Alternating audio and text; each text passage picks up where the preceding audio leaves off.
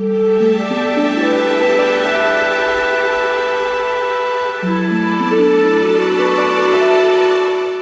tengah samudera yang tak terbatas, di perairan yang kadang tenang dan kadang ganas, hidup makhluk yang tak lazim seperti bentuk ikan pada umumnya.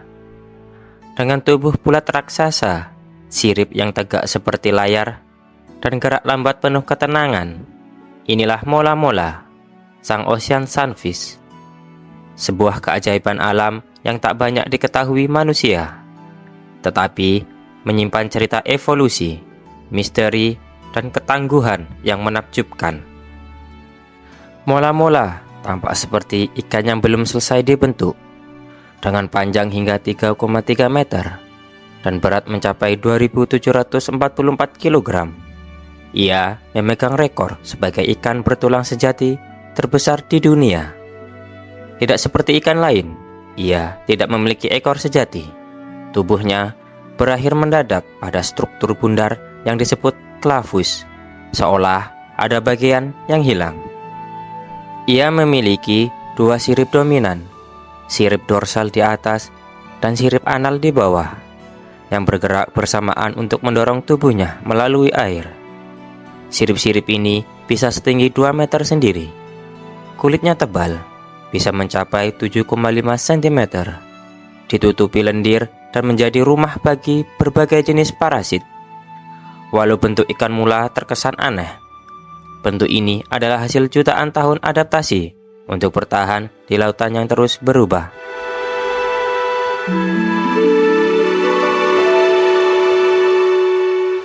Mola adalah ikan global. Ia hidup di seluruh lautan tropis dan subtropis, dari perairan hangat Indonesia, perairan dingin California, hingga pesisir Spanyol dan Afrika Selatan. Ia lebih menyukai zona epipelagik, bagian atas lautan hingga kedalaman sekitar 200 meter. Namun, mola bukan makhluk permukaan semata. Ia dapat menyelam ke zona mesopelagik, mencapai kedalaman 600 meter saat mencari makanan. Di Indonesia, mola sering dicari oleh para penyelam profesional yang berharap melihatnya muncul di perairan Nusa Penida, Bali. Setiap tahun, antara Juli hingga Oktober, mola muncul dari kedalaman ketika upwelling membawa air dingin dan plankton ke permukaan. Perjumpaan dengan mola bukan sekedar pengalaman menyelam, tetapi penyaksian langsung atas salah satu makhluk paling tidak biasa di bumi.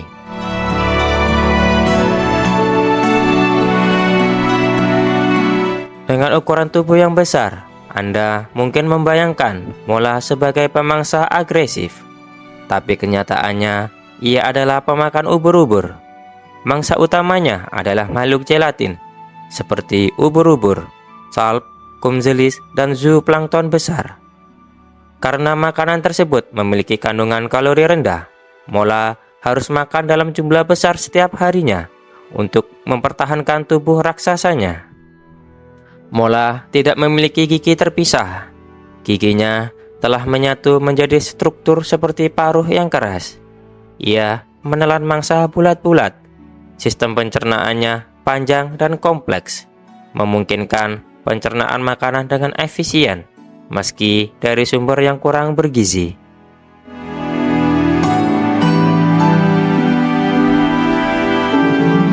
Tubuh mola bukan hanya dirinya sendiri. Ia adalah rumah terapung bagi lebih dari 40 jenis parasit, baik eksternal maupun internal. Copepoda, Isopoda, flatworm, dan nemotoda hidup di kulitnya, insangnya, bahkan di dalam organ pencernaannya. Tapi mola punya strategi. Ia sering mengapung di permukaan laut, berbaring menyamping seperti papan. Burung laut seperti camar dan albatros datang, memakan parasit dari kulitnya. Ini adalah bentuk simbiosis alami, perlindungan dan pembersihan.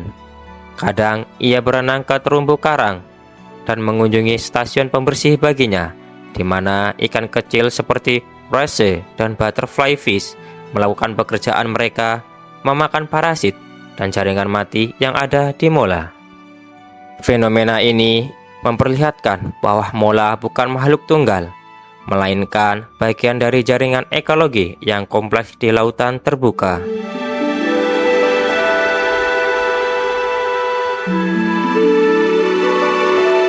Satu hal yang mencengangkan dari mola adalah kemampuannya bereproduksi.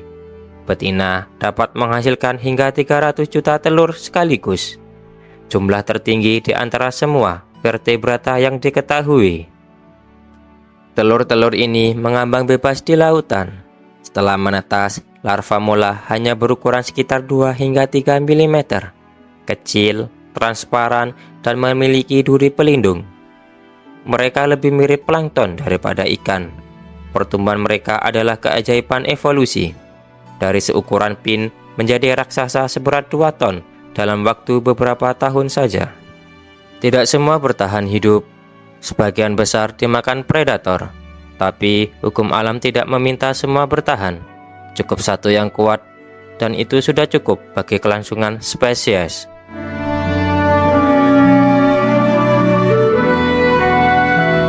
Mola-mola kini bersatu serentan. Menurut IUCN, ancaman terbesar datang bukan dari pemangsa alami, tetapi dari manusia.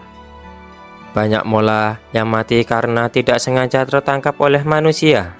Sementara itu, di beberapa wilayah Asia Timur, mola masih ditangkap untuk dikonsumsi, dijual di pasar sebagai daging eksotis, atau digunakan dalam pengobatan alternatif. Tapi yang lebih mengkhawatirkan adalah sampah plastik. Mola tidak bisa membedakan ubur-ubur dan kantong plastik, sehingga sering salah memakan sampah plastik yang dia kira ubur-ubur.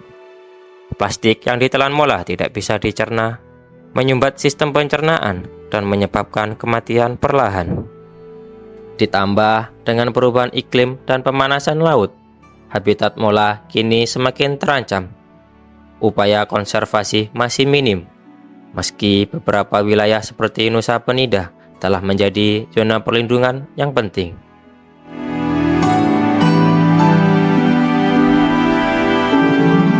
Kini, ilmuwan menggunakan teknologi tinggi untuk mempelajari mola. Dengan menanamkan tag satelit, peneliti bisa melacak pergerakan mola selama berbulan-bulan. Hasilnya menunjukkan bahwa mola bermigrasi ribuan kilometer, menyelam hingga 600 meter, dan naik ke permukaan berulang kali dalam sehari.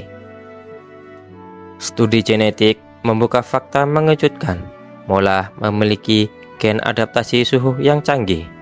Mereka mampu bertahan dalam perairan yang sangat dingin maupun hangat.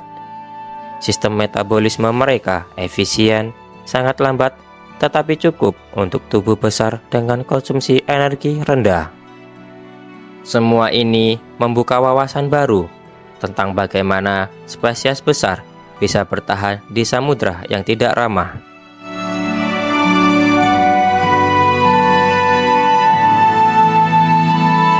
Di Jepang, mola dikenal sebagai manbo dan sering muncul dalam anime, kartun, dan museum laut.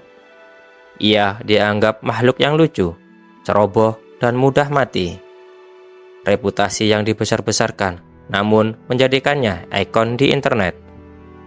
Di dunia maya, banyak meme tentang mola, mulai dari ikan paling bodoh, ikan yang mati karena stres, hingga ikan yang takut bayangannya sendiri.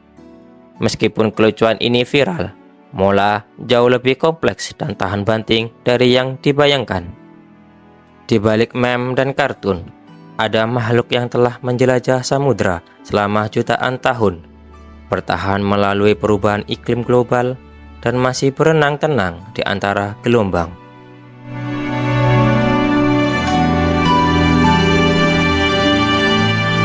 Ikan mola adalah bukti nyata bahwa tidak semua keindahan harus seragam. Ia lamban, besar, dan aneh, tapi ia bertahan. Ia tidak mendominasi laut dengan kekuatan, melainkan dengan ketahanan. Ia tidak menaklukkan, tetapi menyatu dengan dunia yang terus berubah. Dalam dunia yang sering menuntut kita menjadi cepat, kuat, dan efisien, mola mengajarkan pelajaran yang berbeda. Kadang menjadi diri sendiri dan melambat adalah bentuk kekuatan tertinggi. Mola-mola bukan hanya bagian dari samudra, ia adalah cermin dari evolusi, simbol dari keajaiban yang berjalan lambat namun pasti. Selama lautan masih bergelombang, selama sinar matahari masih menembus permukaan air, mungkin kita masih melihat siluet bundar itu, mengapung, tenang, dan penuh makna.